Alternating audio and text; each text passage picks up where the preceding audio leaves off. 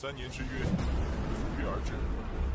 当年你给我萧家的耻辱， आज जो सीरीज मैं लाने जा रही हूँ उस सीरीज का नाम सोल लैंड है। और जैसा कि आपने BTTH को बहुत पसंद किया था तो ये BTTH से भी अच्छी सीरीज मानी जाती है। सो आई होप आपको ये और भी ज्यादा पसंद आएगी। एपिसोड की शुरुआत में हमें पहाड़ों के ऊपर एक सुंदर सा गांव दिखाया जाता है जिसके अंदर बहुत सारे सुंदर घर और इमारतें बनी हुई हैं। असल में ये एक सेक्ट है जिसका नाम टैंगमैन है। अब फिर हमें इस सेक्ट के बाहर वाले जंगल में एक नौजवान को दिखाते हैं जो कुछ एल्डर्स से बचते हुए भाग रहा था। एल्डर्स उसको पकड़ने की कोशिश कर रहे थे और उस पर अटैक भी कर रहे थे, लेकिन वो नौजवान सभी अटैक से बचता हुआ आगे बढ़ रहा था। और ये बात एल्डर्स को बहुत शॉक करती है क्योंकि वो एल्डर्स इतने शक्तिशाली थे कि उनके अटैक से बचना नामुमकिन सा ही होता था। नौजवान का नाम टैंग शैन है और अब भागते भागते आगे एक खाई आ जाती है और अब टैंग शैन रुक जाता है। और यहाँ से हमें ये पता चलता है कि टैंग शैन ने सेक्ट लाइब्रेरी के अंदर घुसकर सीक्रेट टेक्निक सीख ली थी।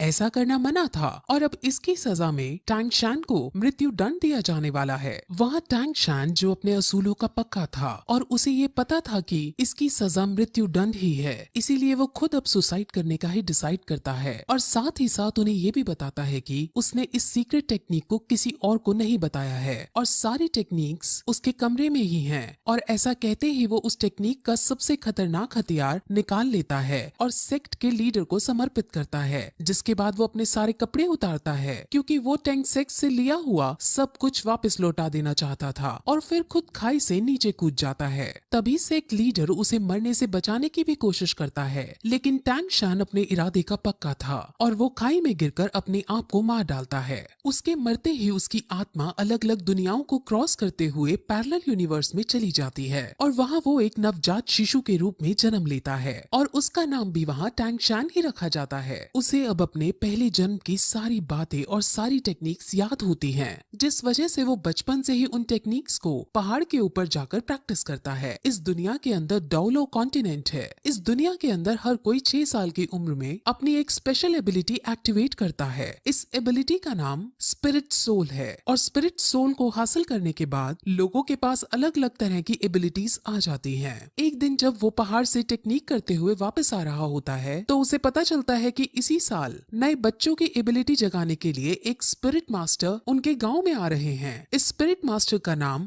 सू यू ताओ है और ये रैंक 26 का स्पिरिट ग्रैंड मास्टर है। असल में यहाँ की कल्टीवेशन 1 से 100 में बनती है और इनमें 1 से 10 के रैंक वाले को ट्रेनी कहते हैं, 10 से 20 वाले को स्पिरिट मास्टर कहते हैं, 21 से 30 वाले को स्पिरिट ग्रैंड मास्टर कहते हैं, 31 से 40 वाले को स्पिरिट एल्डर कहते हैं और ऐसे ही इनकी रैंक के अनुसार ये बनते हैं और इनके बारे में हमें अब आगे पता चलेगा। अब सब बच्चों की एबिलिटीज जगाने के लिए इस गांव का चीफ सारे बच्चों को इकट्ठा करता है। अब गांव के सारे बच्चे एक साथ इकट्ठा होकर एक बिल्डिंग में जाते हैं जहां पर स्पिरिट मास्टर एक एक करके उनकी एबिलिटीज को जगाता है।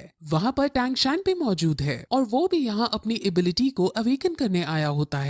तब उनकी एबिलिटीज को जगाने से पहले सब बच्चों को अपनी शक्ति दिखाता है और अपने अंदर एक भेड़िए जैसी शक्ति बुला लेता है, जिससे सब बच्चे बहुत शॉक होते हैं और एक्साइटेड हो जाते हैं। और अब एक एक करके बच्चे अपनी अपनी स्पिरिट सोल को जगाने के लिए आगे आते हैं। अब जो पहला बच्चा आगे आता है उसकी स्पिरिट सोल एक दारांत यानी सिकल होती है जो कि एक टूल टाइप स्पिरिट सोल है। अब इसे देखकर स्पिरिट मास्टर उनको बताता है कि ये वेपन के लिए तो काम नहीं आ सकती, लेकिन इस टाइप के लोग एग्रीकल्चर यानी फार्मिंग के अंदर बहुत अच्छे होते हैं। अब वो उसकी सोल पावर को चेक करता है। सोल पावर किसी भी स्पिरिट सोल को ट्रेन करने के लिए बहुत जरूरी होती है। अब जब उसकी सोल पावर को चेक करते हैं तो उसकी सोल पावर 0 आती है, जिसका मतलब वो अपनी स्पिरिट सोल को ट्रेन नहीं कर सकता और पूरा जीवन भर एक नॉर्मल इंसान ही रहेगा। ऐसा करते करते वो और भी बच्चों को चेक करता है जिसमें ज्यादातर फार्मिंग स्किल्स की एबिलिटीज को रखने वाले बच्चे ही निकलते हैं। वहीं फिर एक लड़की अपनी सोल पावर चेक कराने आती है और उसकी स्पिरिट सोल एक ब्लू सिल्वर ग्रास की होती है। ब्लू सिल्वर ग्रास बहुत कॉमन ग्रास है और इसकी कोई स्पेशल एबिलिटी भी नहीं होती और इस टाइप की स्पिरिट सोल को सबसे बेकार स्पिरिट सोल माना जाता है और ये बहुत कमजोर होती है। अब इसके बाद हमारा मेन कैरेक्टर जिसका नाम टैंग शैन है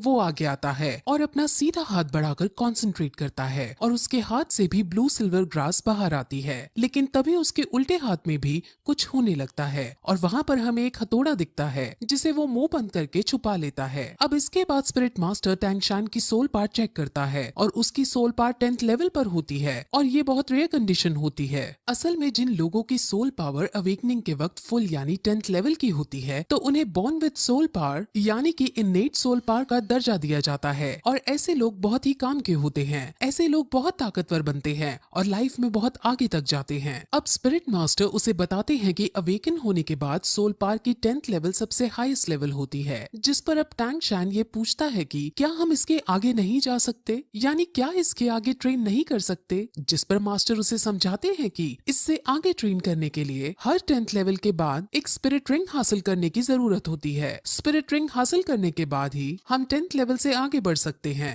बिना स्पिरिट रिंग के हासिल किए कोई आदमी कितना भी ट्रेन क्यों ना हो वो 11th लेवल पर नहीं पहुंच सकता। अब टैंगशान उससे ये पूछता है कि क्या तुम्हारे पास 2 स्पिरिट रिंग है, क्योंकि मास्टर की रैंक 26 है और उसे 10th लेवल और 20th लेवल को पार करने के लिए एक स्पिरिट रिंग की जरूरत पड़ी थी। स्पिरिट रिंग्स यूजर को उनके स्पिरिट सोल के मुताबिक उनको अलग अलग स्पेशल पावर भी देती है। अब ऐसा कहकर वो हॉल से बाहर आ जाते हैं और अब स्पिरिट मास्टर जाने लगते हैं। अब गांव के चीफ और टैंगशान के घर जाते हैं और वहाँ उसके पिता को टैंगशान के पावर्स के बारे में सब कुछ बताते हैं और उसको जीनियस कहकर पुकारते हैं। टैंगशान के पिता का नाम टैंग हाउ है। टैंग हाउ अब अपने बेटे से उसकी स्पिरिट सोल के बारे में पूछता है और उसे अपने बेटे से उसकी स्पिरिट सोल के बारे में पता चलता है जो कि ब्लू